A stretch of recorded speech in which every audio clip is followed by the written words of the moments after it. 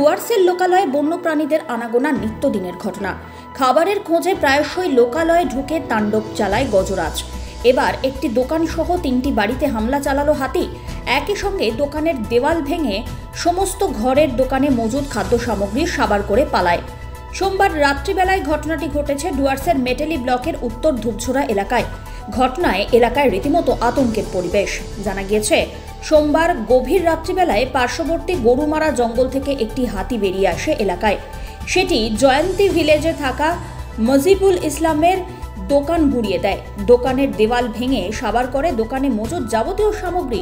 তারপরে ইনসান আলী মালা ওরাও অরুণা দর্জির বাড়িতে হামলা চালায় সেটি। ক্ষতিগ্রস্ত করে ঘর। ভোর রাত নাগাদ হাতিটি স্থানীয়দের চিৎকারে ফের জঙ্গলে চলে যায়। এদিকে ক্ষতিগ্রস্তরা ক্ষতিপূরণের দাবি করেছেন। বন দপ্তরের তরফে নির্দিষ্ট ফর্মে আবেদন করলে সরকারি নিয়মে ক্ষতিপূরণ প্রদানের আশ্বাসও দেওয়া হয়েছে।